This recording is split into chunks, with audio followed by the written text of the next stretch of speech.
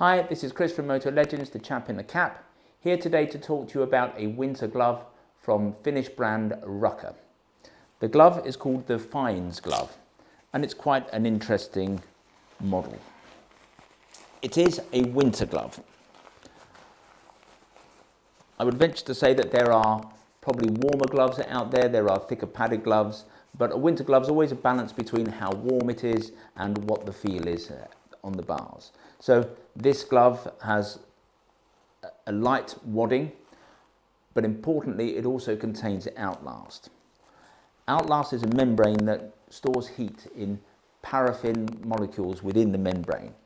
What makes it work really well on a bike is that, especially if you've got heated grips, it takes the heat from the heated grips, passes it around the membrane to warm the back of the hand. So a glove with Outlast is really good with heated grips.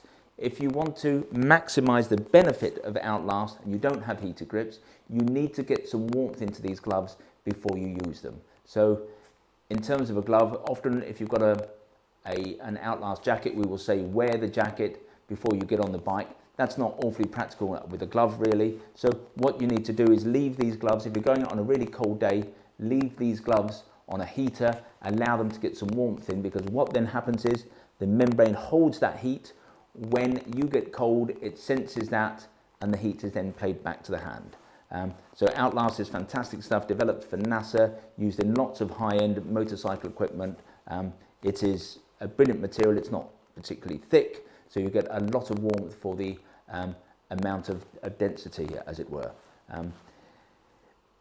Obviously in a winter glove you need waterproofing. This is a Goretex glove, it's got a Goretex membrane. The Goretex membrane, whether it's better than other membranes is debatable, but any glove that is made with a Goretex membrane has to be approved by Gore. They need to see the design, they see the final product. So if ever you have a glove or indeed a jacket or a pant with a Goretex membrane, you know that it's been put together properly.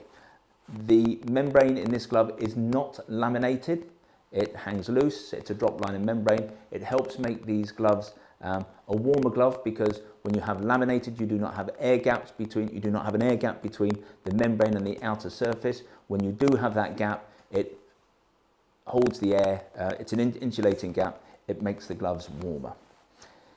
Looking at the glove itself, it has a textile background. Now, in a winter glove, we really like that. There are some fantastic gloves out there, very expensive gloves that term themselves winter gloves, but they are all leather. And in our view, that's a bit of a mistake, because leather is hydrophilic. So in heavy rain, if you're out in the rain for 2 or 3 hours, the leather is just going to soak in all that rain. And even though it might not reach your hand, because that rain will not pass through the membrane to the body, you will have a glove that has become wet out.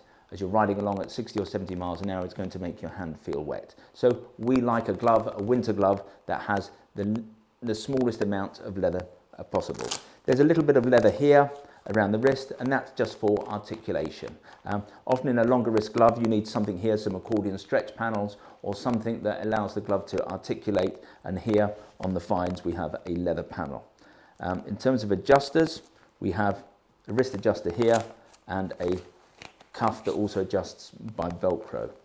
This stuff, even though it's quite dark here, is 3M Scotchlite material. We have hard protector on the knuckles, on the main knuckles, 3 protectors also on the minor knuckles. Turning the glove over, this is all leather.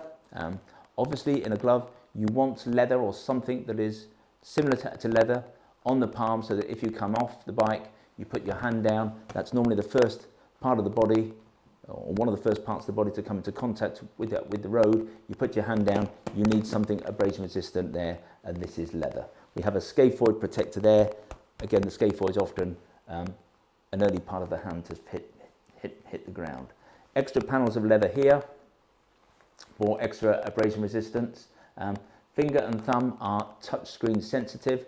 A lot of people with gloves just make the finger touchscreen sensitive, which is fine for a phone, but it doesn't really work if you have a sat nav and want to enlarge the map. Here on the left hand we have a nice visor wipe, which is invaluable if it's raining hard. One of the major features of this glove is that it has what we call a Goretex cuff. Now, If you have a Rukka jacket, a high-end Rukka jacket, your jacket will come with its own Goretex sleeve. What it's designed to do is, in the jacket, the inner sleeve goes inside the glove, and then the cuff of the glove goes over that, and then the outer cuff of the jacket goes over that. It means that water can't come up into the hand, nor can it come down into the hand. This does the same job, but it does it the other way round. So if you have a jacket that does not have a GTX cuff, you put this part of the glove's cuff underneath your jacket. The jacket cuff comes over there, you will then zip it up and Velcro it like that, and then you will wrap that over the top. And again, it means that water can't come down here because it can't negotiate this series of bends, water cannot come up. So it's a fantastic way of making sure that water will not reach the hand. Now, ironically, if you've got a Rukka jacket with GTX cuffs, we don't think this glove works particularly well because you're going to have one GTX cuff fighting with the other. We have put this to the importer of Rukka, who says that's a load of old baloney. It works perfectly well. And if you really want the hassle, you can make it work. But our view is that if you've got a GTX cuff, you don't need this extra complexity. You've already got a system that stops water getting to the hand. Why on earth would you want a second system? So even though it's a Rukka glove, I think this is a glove that's going to work best on jackets that are not made by the Finnish brand. No doubt about it, it's a useful facility to have. Being a Rukka, it's not an inexpensive glove. As we record this video towards the end of November in 2019, it's priced at £175. But for that, you get typical Rukka quality. It's the best of everything. It's Goretex. It'll be the finest leather. You get a 2-year warranty. It's what I think one would expect us to pay for a glove of this quality. Comes in sizes from 7 to 11. Sizes 7 to 13, excuse me. So that's going to fit most hands. If you're looking for a winter glove, particularly if you've got heater grips, this is a fantastic glove to go for. And if you want a glove with the benefit of a GTX cuff because your jacket doesn't have it, then this is certainly one that you need to consider. If you'd like to get more information about the glove or to buy the glove, then visit motorlegends.com.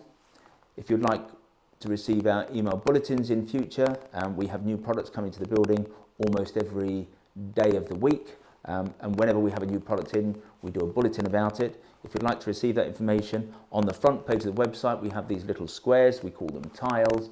Press on one of those that says subscribe, and you can easily subscribe to all of our ongoing email bulletins. If you would prefer, however, to receive your information like this, videographically, we would love you to become a subscriber to our ongoing videos. You can do that on the button below. Anyway, interesting glove. We hope you like it. Can't really go wrong with this as a winter glove. Thank you for listening. This has been Chris. See you soon.